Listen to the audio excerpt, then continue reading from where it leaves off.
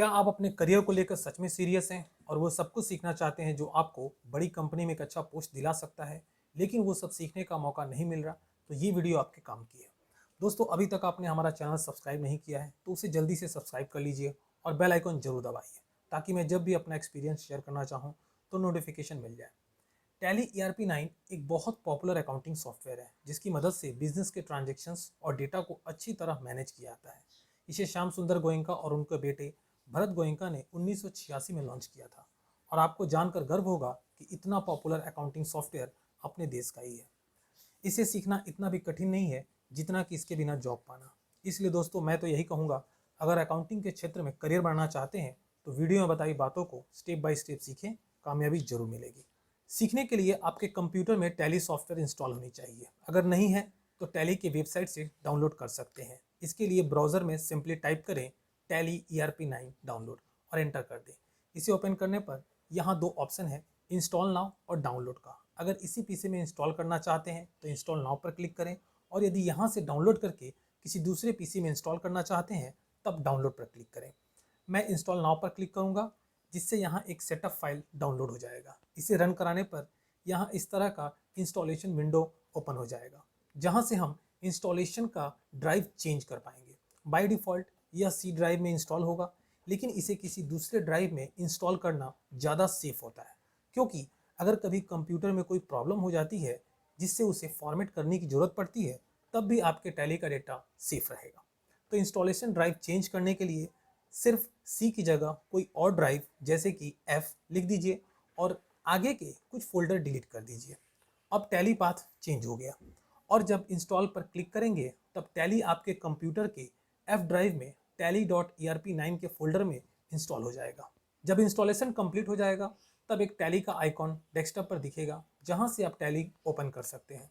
Open करने पर यहां आपके सामने एक स्टार्टअप स्क्रीन आएगा, जिसमें पहला और दूसरा ऑप्शन लाइसेंस वर्जन के लिए है, लेकिन अगर आप सीखना चाहते हैं तो उसके लिए आपको लाइसेंस लेने की कोई ज़रूरत नहीं। ये जो तीसरा ऑप्शन दिया है, वर्क इन एजुकेशनल मोड, इससे आपका काम चल जाएगा। देखिए यहाँ लिखा है, the educational mode allows you to learn and use Tally ERP9 without buying license. You can work on data on your computer with some restrictions. For example, you will not able to enter transactions for all days in a month. कहने का मतलब ये है कि बिना licence को खरीदे आप टैली की इस सर्विस का यूज़ कर सकते हैं। इसमें रेस्ट्रिक्शन सिर्फ इतना रहेगा कि आप ट्रांजेक्शन के लिए मंथ के सिर्फ 1, 2 और 31 तारीख को ही यूज़ कर पाएंगे। कोई बात नहीं, सीखने के लिए इतना काफ़ी है। वैसे नॉलेज के लिए बता दूं, अगर आप टैली का लाइसेंस खरीदते हैं तो एक सिंगल यूज़र एडिशन के लिए 18,000 प्लस GST और अनलिमिटेड मल्टी यूज़र एडिशन के लिए 54,000 प्लस GST लगेगा। वैसे तो ये लाइसेंस लाइफ टाइम के लिए होता है, लेकिन इसके रिन्यूअल के लिए भी टैली चार्ज करता है। तो चलिए एजुकेशनल मोड से आगे बढ़ते हैं। इसके लिए एजुकेशनल मोड पर आकर एंटर कर दें तो आपके सामने इस तरह का स्क्रीन खुल जाएगा। अब टैली यूज़ करने के लिए पूरी तरह से तैयार है। यहाँ कंपनी इन्फो में पहला ऑप्शन है सेलेक्ट कंपनी का। इस पर एंटर करने पर दिख रहा है नो कंपनीज ऑन डिस्क, क्योंकि अभी तक हमने कोई कंपनी क्रिएट नहीं की है, इसलिए यहाँ लिस्ट में कोई कंपनी नहीं दिख रही। तो चलिए सबसे पहले एक कंपनी क्रिएट कर लेते हैं जिसमें हम उस कंपनी से रिलेटेड ट्रांजेक्शन्स करेंगे। यहाँ से एस्केप करके पीछे पेज पर आकर अब एंटर करेंगे क्रिएट कंपनी पर, जिससे कंपनी क्रिएशन का एक पेज ओपन हो जाएगा, जिसमें कंपनी से रिलेटेड इंफॉर्मेशन फिल करने होंगे, जिसे हम 6 पार्ट में देख सकते हैं। जैसे पहला पार्ट है डायरेक्टरी एंड कंपनी नेम का। इस पार्ट में हम ये सेट करेंगे कि हमारी कंपनी का डेटाबेस कहाँ जाकर सेव होगा। ये जानना एक अकाउंटेंट के लिए बहुत ज़रूरी है। जैसे आप यहाँ डेटाबेस का एक बाय डिफ़ॉल्ट पाथ देख पा रहे हैं, जो C ड्राइव के अंदर यूजर्स फोल्डर के अंदर पब्लिक फोल्डर होगा, फिर उसके अंदर tally.erp9 फोल्डर के अंदर डेटा फोल्डर में कंपनी का डेटा सेव होगा। हमने पहले ही तय किया था कि C ड्राइव में डेटा नहीं रखना है, इसलिए C की जगह कोई और ड्राइव जैसे F लिखकर आगे के कुछ फोल्डर डिलीट कर देंगे, जिससे फोल्डर के अंदर फोल्डर नहीं बनेगा। अब कंपनी का डेटाबेस F ड्राइव में tally.erp9 फोल्डर के अंदर डेटा फोल्डर में सेव होगा। तो इस तरह हम कंपनी के डायरेक्टरी को चेंज कर सकते हैं। अब यहाँ कंपनी से रिलेटेड कुछ इंफॉर्मेशन फिल करने होंगे। जैसे हमारी कंपनी का नाम है जय हनुमान ट्रेडर्स, तो यहाँ उसका नाम लिखने के लिए कंपनी के साथ उसका फाइनेंशियल ईयर भी लिख देंगे, जिससे कंपनी लिस्ट में नया और पुराना डेटा पता चल जाएगा। सेकेंड पार्ट में कंपनी का मेलिंग डिटेल देने होंगे। मेलिंग डिटेल देते समय यहाँ कंपनी का नाम फिर से लिखना होगा, लेकिन इस बार हम कंपनी के नाम के साथ और कुछ ऐड नहीं करेंगे, क्योंकि यही कंपनी का जो नाम है ये आपके सेल इनवॉइस में दिखेगा। इसलिए जो आपका कंपनी का पूरा नाम है वही यहाँ पर लिखा जाएगा, इसके साथ हम कुछ ऐड नहीं कर सकते हैं। आगे कंपनी का एड्रेस जो है उसे लिख देंगे, अगर मेल आईडी है उसे भी डाल दीजिए। फिर वेबसाइट का भी जगह दिया हुआ है, वेबसाइट भी डाल सकते हैं। इस तरह से कंपनी से रिलेटेड यहाँ पर जो भी फील्ड दिया गया हुआ है उसे फिल करने के बाद अब आएंगे फाइनेंशियल ईयर पर। अभी फाइनेंशियल ईयर 2020-21 है, इसलिए यहाँ 2020-21 लिखकर आगे बढ़ेंगे। सिक्योरिटी कंट्रोल में यूज़र आईडी और पासवर्ड सेट कर सकते हैं, जिससे हर कोई टैली एक्सेस नहीं कर पाएगा। फिलहाल इसे अभी नहीं सेट करेंगे, इसलिए आगे बढ़ें। आगे करेंसी का डिटेल्स देना है। वैसे यहाँ कुछ करने की ज़रूरत नहीं, क्योंकि यहाँ जो डिटेल्स दिया है वो कंट्री के हिसाब से अपने आप सेट हो गया है, जो कि स्टैंडर्ड है। इसलिए एंटर करते जाएं और एक्सेप्ट करने पर प्रोसेसिंग में थोड़ा टाइम लेगा और फिर डेटाबेस तैयार हो जाएगा। अब आप इसमें ट्रांजैक्शंस रिकॉर्ड कर सकते हैं। कैसे करते हैं आइए जानते हैं। वैसे तो बिजनेस में बहुत सारे ट्रांजैक्शन होते हैं जिन्हें रिकॉर्ड करना पड़ता है, लेकिन हम सबसे पहले कुछ बेसिक और कॉमन ट्रांजैक्शंस के बारे में जानेंगे, जैसे परचेज, सेल, पेमेंट और रिसिप्ट। इसके अलावा जो भी ट्रांजैक्शंस है उसे मैं समय समय पर ऐड करता रहूँगा। तो पहले बात करते हैं परचेज की। तो मान लीजिए आप जिस कंपनी में जॉब के लिए गए हो वहाँ आपको कुछ परचेज इनवॉइस दिए जाते हैं और कहा जाता है इसे आप बुक कर दीजिए। तो आप कैसे बुक करेंगे और बुक करने से पहले इनवॉइस में क्या चेक करेंगे, आइए जानते हैं। मान लीजिए ये उनमें से एक इनवॉइस है जिसे बुक करना है। तो सबसे पहले चेक करेंगे अपने कंपनी का नाम और जीएसटी नंबर सही है कि नहीं, क्योंकि अगर जीएसटी नंबर गलत है तो फिर आपको इनपुट मिलने में प्रॉब्लम होगी। दूसरा कि इनवॉइस डेट ज़्यादा पुराना तो नहीं है। अगर सब ठीक है तो बुक कर दीजिए। इसके लिए सबसे पहले कुछ लेजर्स क्रिएट करने होंगे, जैसे पार्टी लेजर यानी कुकमी स्पाइस प्राइवेट लिमिटेड। जिससे परचेज किया जाता है वो क्रिएटर्स कहलाता है, इसलिए इसका ग्रुप होगा सन्ड्री क्रिएटर्स।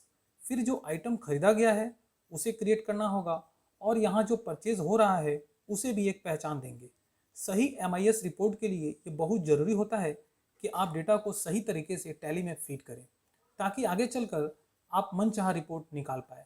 मैं ऐसे ही कुछ खास टिप्स बताता रहूँगा, इसलिए वीडियो को स्किप ना करें। देखिए परचेज हो रहा है तो ये परचेज अकाउंट में ही जाएगा, ये तो तय है। लेकिन बिजनेस में परचेज भी कई तरह के होते हैं, जैसे सामने वाला पार्टी GST लगाकर बेचता है क्योंकि वो रजिस्टर्ड पर्सन है, तो आपके लिए परचेज विथ GST। और अगर कोई पार्टी GST लगाए बिना माल बेच रहा है क्योंकि वो अनरजिस्टर्ड है, तो ये आपके लिए परचेज विदाउट GST हुआ। और यदि अपने ही किसी दूसरे यूनिट से माल मंगवाया है तो ये भी एक प्रकार का परचेज है, जिसे स्टॉक ट्रांसफ़र कहते हैं। और अगर आपने इंपोर्ट किया है तो ये भी एक प्रकार का परचेज है। तो अगर इन सभी प्रकार के परचेज को एक ही परचेज अकाउंट में डाल देंगे तो आगे चलकर कितना मुश्किल हो जाएगा ये पता लगाना कि कितना इंपोर्ट है या कितना स्टॉक ट्रांसफ़र है। इसलिए अलग अलग प्रकार के परचेज लेजर बना लेंगे जो मूल रूप से परचेज अकाउंट ही होंगे। मतलब इनको जिस ग्रुप के अंडर क्रिएट किया जाएगा वो परचेज अकाउंट ही होगा। अभी फ़िलहाल परचेज विथ GST या परचेज GST लेजर बनाएंगे, जिससे GST वाले सारे परचेज इस लेजर में आ जाएंगे। फिर कुछ टैक्स लेजर भी बनाने होंगे, क्योंकि बिल में टैक्स लगा है। बिल में CGST और SGST लगा है तो इसे तो क्रिएट करेंगे ही, साथ ही साथ IGST भी क्रिएट कर लेंगे, जो अभी तो नहीं लेकिन बाद में काम आएगा। कहने का मतलब ये है कोई भी एंट्री पास करने पर उसका प्रभाव बहुत सारे लेजर्स और आइटम्स पर पड़ता है, इसलिए उन्हें क्रिएट करने की ज़रूरत पड़ती है। तो आइए इनवॉइस बुक करने से पहले इन सभी मास्टर्स को क्रिएट कर लें। गेटवे ऑफ टैली पर दो तरह का मास्टर क्रिएट करने का ऑप्शन दिया है। अगर आपको स्टॉक आइटम्स या उससे रिलेटेड मास्टर क्रिएट करने हैं तो इन्वेंट्री इन्फो में जाना होगा, और अगर लेजर्स या उससे रिलेटेड मास्टर्स क्रिएट करने हैं तो अकाउंट्स इन्फो में जाना होगा।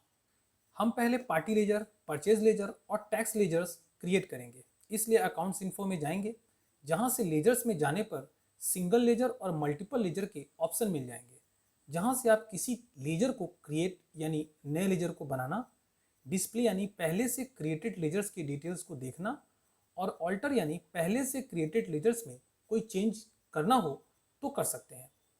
हमें एक लेजर क्रिएट करना है, इसलिए सिंगल लेजर में क्रिएट पर एंटर करेंगे, जिससे लेजर क्रिएशन का फॉर्म खुल जाएगा। यहाँ लेजर के डिटेल्स को फिल करके सेव करने पर लेजर क्रिएट हो जाएगा। जैसे हमें कुकमी स्पाइस प्राइवेट लिमिटेड का लेजर क्रिएट करना है तो यहाँ लिखेंगे कुकमी स्पाइस प्राइवेट लिमिटेड।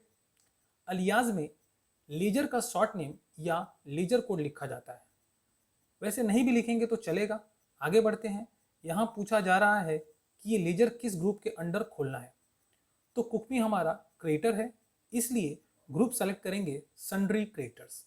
फिर जो अगला ऑप्शन है मेंटेन बिल बाय बिल, इसे यस करेंगे। इसे यस क्यों किया गया और इसका क्या प्रभाव पड़ेगा, इसे आगे मैं जरूर बताऊंगा। अब आ जाइए एड्रेस पर। यहाँ पार्टी का जो भी एड्रेस है उसके इनवॉइस से मिल जाएगा, उसे वहाँ से नोट कर लीजिए।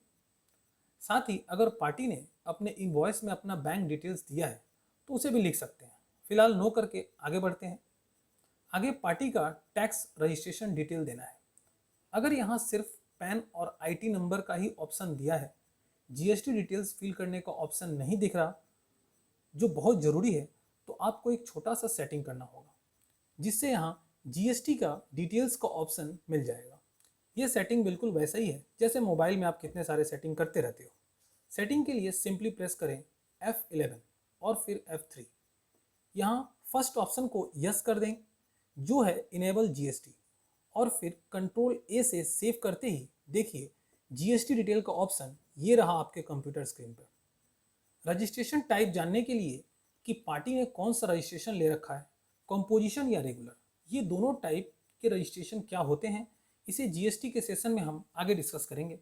फिलहाल जानेंगे जीएसटी नंबर से कैसे पता लगाते हैं कि रजिस्ट्रेशन टाइप क्या है। इसके लिए जीएसटी के साइट पर जाएंगे, जो है gst.gov.in। फिर यहाँ सर्च टैक्स पेयर में जाकर सर्च बाई जीएसटी पर क्लिक कर देंगे। फिर जीएसटी नंबर देने के बाद कैप्चा एंटर करके सर्च पर क्लिक करने पर जो पेज ओपन होगा उसमें आपको इस जीएसटी नंबर का रजिस्ट्रेशन टाइप मिल जाएगा। इसे टैली में सेलेक्ट करके जीएसटी नंबर लिखना होगा। इसके बाद नो ही रहने देंगे, फिर एंटर करते हुए आगे बढ़ें और सेव करने के लिए एक्सेप्ट करें। तो इस प्रकार हम सन्ड्री क्रिएटर्स या सन्ड्री डेटर्स के लेजर्स को क्रिएट कर सकते हैं। एक बार चेक कर लें कि अभी हमने जो लेजर बनाया वो क्रिएट हुआ है कि नहीं, या फिर अगर क्रिएटेड लेजर्स को देखना है तो हम कैसे देख सकते हैं।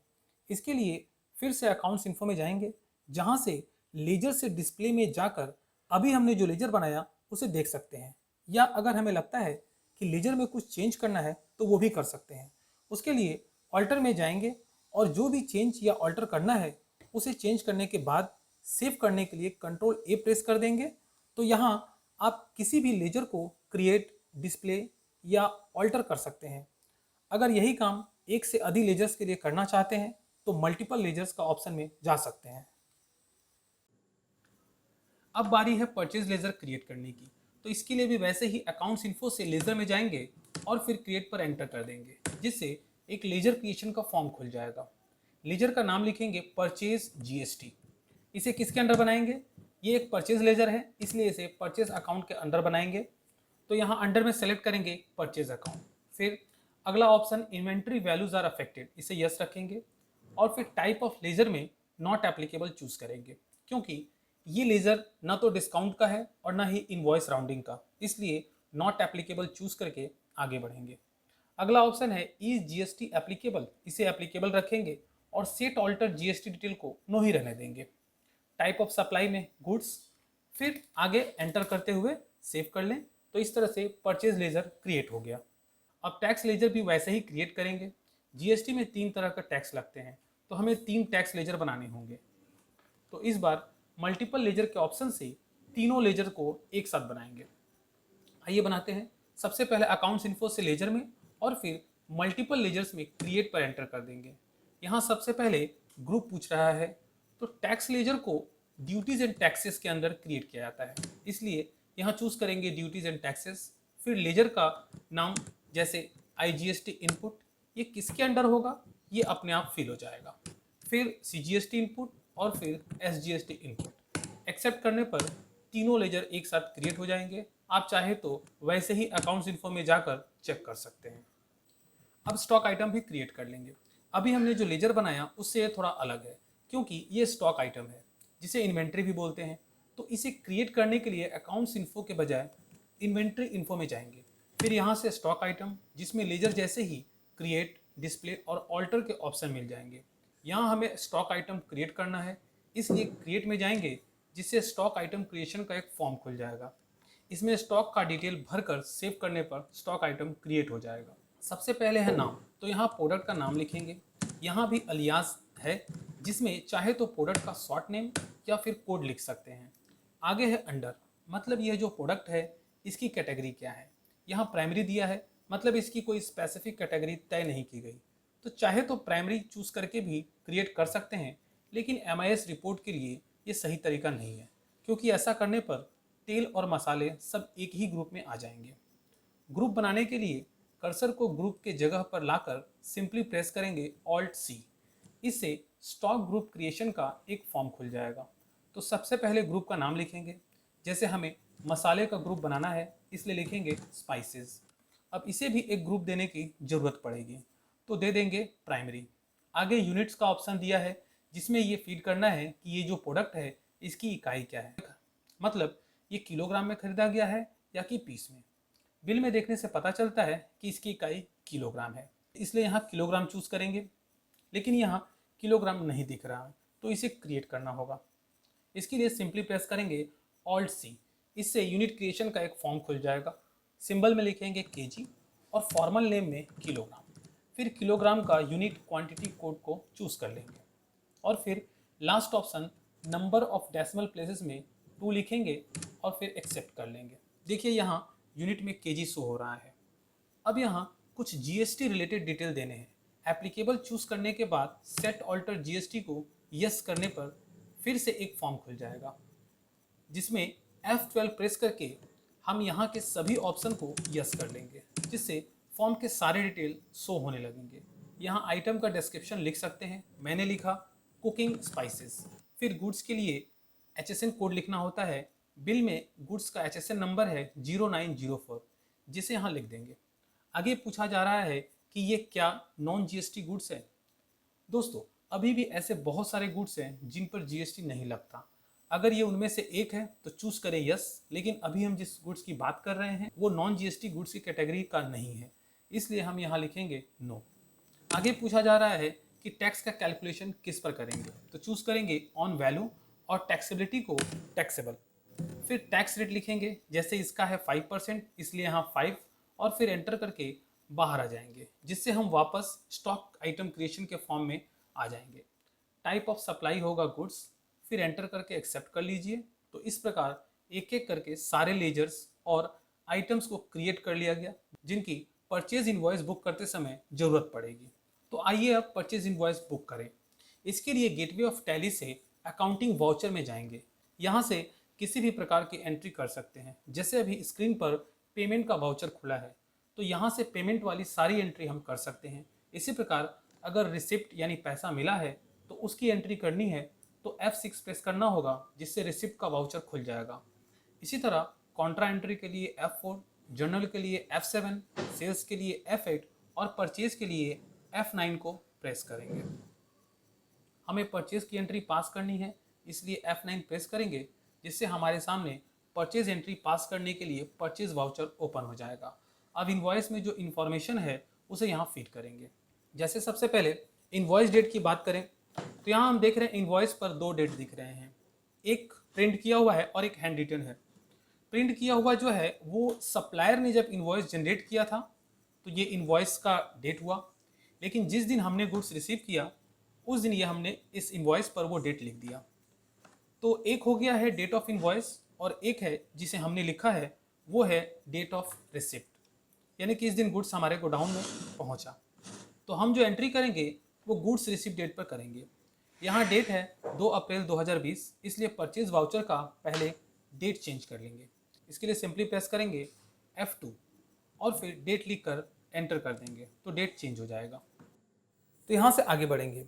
आगे है सप्लायर का इनवॉइस नंबर और इनवॉइस डेट, जो हमें सप्लायर के इनवॉइस से मिल जाएगा। अब पार्टी अकाउंट नेम पर पार्टी का नाम लिखने के दौरान यहाँ राइट साइड में लिस्ट ऑफ लेजर अकाउंट्स में वो पार्टी आ जाएगा। तो बस एंटर करने पर यहाँ वो पार्टी नेम फीड हो जाएगा और साथ ही एक डिटेल का पेज ओपन हो जाएगा जिसमें कुछ करने की ज़रूरत नहीं, बस एंटर करते हुए या कंट्रोल ए प्रेस करके आगे बढ़ जाएंगे। अब आता है परचेज लेजर की बारी। तो हमने एक परचेज जीएसटी का लेजर बनाया था जो राइट साइड के लिस्ट ऑफ लेजर अकाउंट्स में दिखेगा। तो उस पर जाकर एंटर करने पर परचेज लेजर भी फिल हो जाएगा। इसके बाद वो सब आइटम लिखेंगे जो हमने परचेज किया है। तो टाइप करेंगे रेड चिली। तो ये भी वैसे ही राइट साइड के लिस्ट ऑफ स्टॉक आइटम्स में शो होगा, जिसे सेलेक्ट कर लेंगे। अब क्वांटिटी है 5 किलो, इसलिए यहाँ 5 और रेट की जगह 155, तो टोटल अमाउंट अपने आप आ जाएगा। फिर अगला आइटम है मस्टर्ड ऑयल, जो टाइप करने पर राइट साइड के लिस्ट ऑफ स्टॉक आइटम्स में नहीं दिख रहा, मतलब ये आइटम अभी तक हमने क्रिएट नहीं किया। तो अब क्या करना होगा? कोई बात नहीं, हम यहीं से स्टॉक आइटम क्रिएशन के फॉर्म पर जा सकते हैं। इसके लिए सिंपली प्रेस करें ऑल्ट सी। देखिए हम आ गए स्टॉक आइटम क्रिएशन के फॉर्म पर। आइटम का नाम लिखेंगे, फिर इसे भी ऑयल के ग्रुप में डालने के लिए एक ग्रुप बनाना होगा। ग्रुप बनाने के लिए प्रेस करेंगे ऑल्ट सी, जिससे हम ग्रुप क्रिएशन के फॉर्म पर आ जाएंगे। तो यहाँ एक कुकिंग ऑयल का ग्रुप बना लेंगे। फिर यूनिट के लिए लीटर क्रिएट करना होगा, तो फिर से ऑल्ट सी प्रेस करके एक यूनिट क्रिएट कर लेंगे। फिर जीएसटी डिटेल में यहाँ कुकिंग ऑयल, फिर एचएसएन में 1514, फिर जीएसटी रेट 5, फिर एंटर करते हुए एक्सेप्ट कर लें। देखिए यहाँ वो आइटम आ गया और लिस्ट ऑफ स्टॉक आइटम्स में भी दिखने लगा है। फिर क्वांटिटी और रेट, और कोई आइटम नहीं है, तो एंटर करके टोटल अमाउंट के नीचे आ जाएंगे। अब इस टोटल वैल्यू पर सप्लायर ने जो टैक्स लगाया है उसे रिकॉर्ड करेंगे। लिखेंगे सीजीएसटी इनपुट। देखिए सप्लायर ने अपने इनवॉइस में इसे सीजीएसटी आउटपुट दिखाया है, लेकिन ये हमारे लिए इनपुट है, इसलिए सीजीएसटी इनपुट पंच करते ही टैक्स अपने आप कैलकुलेट हो जाएगा। ओहो, लेकिन यहाँ टैक्स कैलकुलेट नहीं हुआ, मतलब जरूर सीजीएसटी इनपुट का लेजर क्रिएट करते समय हमने कुछ मिस्टेक किया है। कोई बात नहीं, आइए चेक करते हैं।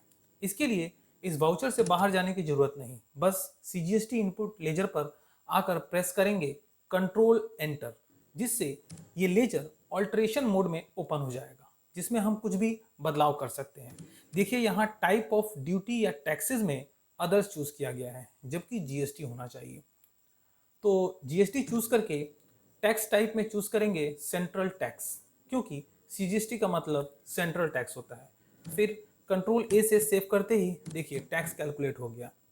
इसी तरह एसजीएसटी इनपुट को भी ऑल्टर करके सेव करने पर उसका भी टैक्स कैलकुलेट हो जाएगा। अब टोटल इनवॉइस वैल्यू चेक कर लीजिए, परचेज इनवॉइस से मैच कर रहा है कि नहीं। फिर आगे बढ़िए और लास्ट में एक्सेप्ट करने पर ये परचेज एंट्री सेव हो जाएगा। तो इस तरह हमने जाना कि परचेज इनवॉइस कैसे बुक करते हैं, और साथ ही साथ ये भी जाना कि लेजर्स, ग्रुप्स, स्टॉक आइटम्स और यूनिट्स ऑफ मेजरमेंट्स क्या होते हैं, इनकी ज़रूरत क्या है और इन्हें कैसे क्रिएट करते हैं। चलिए एक और परचेज इनवॉइस बुक करते हैं। अगला इनवॉइस है सनराइज फूड्स प्राइवेट लिमिटेड का। इनवॉइस को अच्छी तरह चेक करने के बाद बुक करने के लिए बिल में इनवॉइस डेट और रिसीव डेट 1 अप्रैल है, तो एंट्री के लिए पहले डेट 1 अप्रैल कर लेंगे। फिर सप्लायर इनवॉइस नंबर देंगे और फिर इनवॉइस का डेट यहाँ डाल देंगे। आगे पार्टी लेजर में पार्टी शो नहीं कर रहा है, इसका मतलब हमने पार्टी क्रिएट नहीं किया है। तो चलिए क्रिएट कर लेते हैं। इसके लिए ऑल्ट सी प्रेस करके लेजर क्रिएशन के फॉर्म में आ जाएंगे। लेजर नेम में सनराइज फूड्स प्राइवेट लिमिटेड, फिर ग्रुप चूज करेंगे सनरी क्रिएटर्स, फिर सप्लायर का एड्रेस और फिर जीएसटी नंबर फीड करके एंटर करते हुए एक्सेप्ट कर लें। पार्टी लेजर तैयार हो गया। परचेज लेजर की बात करें तो हमने पिछला इनवॉइस बुक करते समय परचेज जीएसटी लेजर बनाया था, उसे चूज कर लेंगे। अब जो आइटम बिल में दिया है उसे रिकॉर्ड करेंगे। तो पहला आइटम है ब्लैक पेपर ग्राउंड 10 ग्राम पाउच। ये नया आइटम है, इसलिए इसे क्रिएट करना होगा। आप तो जानते ही हैं कि इनवॉइस बुकिंग के दौरान आइटम क्रिएट करने के लिए क्या करना होगा। जी हाँ, आपने सही कहा, क्रिएट करने के लिए ऑल्ट सी प्रेस करेंगे। स्टॉक आइटम क्रिएशन में लिखेंगे ब्लैक पेपर ग्राउंड 10 ग्राम पाउच। फिर यूनिट की बात करें तो हम देखते हैं कि ये 10 ग्राम का पाउच है, जिसे कंपनी ने किलो के हिसाब से आपको बेचा है, लेकिन आप रिटेलर हो इसलिए इसे किलो के हिसाब से नहीं बेच सकते, बल्कि इसे आपको पीस के हिसाब से बेचना पड़ेगा। मतलब यहाँ खरीदने और बेचने की इकाई अलग अलग है। तो ऐसी स्थिति में सिंपल यूनिट के बजाय कंपाउंड यूनिट का सहारा लेना पड़ेगा। आइए जानते हैं इसे कैसे करते हैं। हमने 15 किलो ब्लैक पेपर 10 ग्राम के पाउच में खरीदा। इसका मतलब हमने 1500 पीसेस खरीदा। तो यहाँ 2 यूनिट है, पहला केजी और दूसरा पीसेस। हमें पीसेस में बेचना है, इसलिए यह मेन यूनिट है और केजी ऑल्टरनेट यूनिट है। इसलिए यूनिट में जैसे केजी और लीटर क्रिएट किए थे, वैसे ही पीसेस भी क्रिएट कर लेंगे। अब इसका ऑल्टरनेट यूनिट यूज़ करने के लिए एक छोटा सा सेटिंग करना पड़ेगा। प्रेस करेंगे F12 और use alternate units for stock items को यस कर देंगे, जिससे यहाँ एक ऑल्टरनेट यूनिट का ऑप्शन आ जाएगा, जिसमें पहले चूज़ करेंगे पीसेस और फिर ऑल्टरनेट यूनिट्स में चूज़ करेंगे केजी। और फिर यहाँ सिस्टम को एक रूल समझा देंगे कि 1 किलो को पीस में बदले तो 100 पीस होगा। आगे जीएसटी डिटेल भी भर लेंगे जैसे हमने पहले सीखा था। सेव करके बाहर आने पर क्वांटिटी में लिखेंगे 1500। तो देखिए इसके नीचे ये भी पता चल रहा है कि किलो में ये कितना है। फिर रेट भी पीस में रखना होगा, जिसके लिए कैलकुलेशन की ज़रूरत होगी। या दूसरा तरीका ये भी है कि रेट को स्किप करके अमाउंट में टोटल अमाउंट लिखते ही टैली रेट अपने आप कैलकुलेट कर लेगा। अगला आइटम है पापड़। ये भी नया है, इसलिए इसे भी क्रिएट करना होगा। चलिए इसे फटाफट क्रिएट कर लेते हैं, क्योंकि स्टॉक क्रिएट करना हम सीख चुके हैं। इस बार फर्क सिर्फ इतना होगा कि टैक्सेबिलिटी में नील रेटेड चूज करेंगे, क्योंकि यह 0 रेटेड आइटम है। फिर क्वांटिटी और रेट सारे आइटम रिकॉर्ड करने के बाद अब टैक्स लगाएंगे। सनराइज फूड्स प्राइवेट लिमिटेड के जीएसटी नंबर से पता चलता है कि सप्लायर उत्तर प्रदेश में रजिस्टर्ड है। इसका मतलब ये एक इंटर स्टेट ट्रांजेक्शन है। जब ट्रांजेक्शन अलग अलग स्टेट वाले पार्टी के बीच होता है, तब इस प्रकार के ट्रांजेक्शन को इंटर स्टेट ट्रांजेक्शन कहते हैं, जिसमें सीजीएसटी और एसजीएसटी की जगह सिर्फ एक टैक्स आईजीएसटी चार्ज किया जाता है। देखिए, इसलिए पार्टी ने आईजीएसटी आउटपुट लगाया है, जो हमारे लिए आईजीएसटी इनपुट है। इसलिए यहाँ आईजीएसटी इनपुट चूज करेंगे, जिससे टैक्स अपने आप कैलकुलेट हो जाएगा। लेकिन अभी भी टैक्स का वैल्यू नहीं आया। इसका और भी कोई कारण हो सकता है। एक बार बैक स्पेस करके परचेज लेजर पर आ जाएंगे और फिर एंटर करेंगे तो टैक्स क्लासिफिकेशन डिटेल का पेज ओपन होगा। यहाँ हम देख पा रहे हैं कि नॉट एप्लीकेबल चूज किया गया है। स्पेस बटन प्रेस करने पर राइट साइड में एक नेचर ऑफ ट्रांजेक्शन का लिस्ट आ जाएगा, जिसमें से हमें अपने इस ट्रांजेक्शन का नेचर चूज करना होगा। इसके लिए डाउन एरो की से नीचे की ओर आएंगे और इंटर स्टेट परचेज टैक्सेबल को चूज कर लेंगे। देखते हैं अब टैक्स कैलकुलेट हुआ कि नहीं। देखिए टैक्स आ गया। कैसा लगा? ऐसे ही छोटे छोटे सेटिंग ही आपको टैली में एक्सपर्ट बनाएंगे। अब एक बार इनवॉइस के साथ वैल्यू मैच करा लेंगे और एंटर करते हुए एक्सेप्ट करके सेव कर लेंगे। तो ये दूसरा इनवॉइस भी बुक हो गया। उम्मीद है इनवॉइस बुकिंग के दौरान आपने और भी बहुत कुछ सीखा होगा। अगर हाँ, तो अपने इस दोस्त के हौसला अफजाई के लिए सब्सक्राइब करिए हमारे इस चैनल को और मेरे अनुभव को ज़्यादा से ज़्यादा शेयर करिए।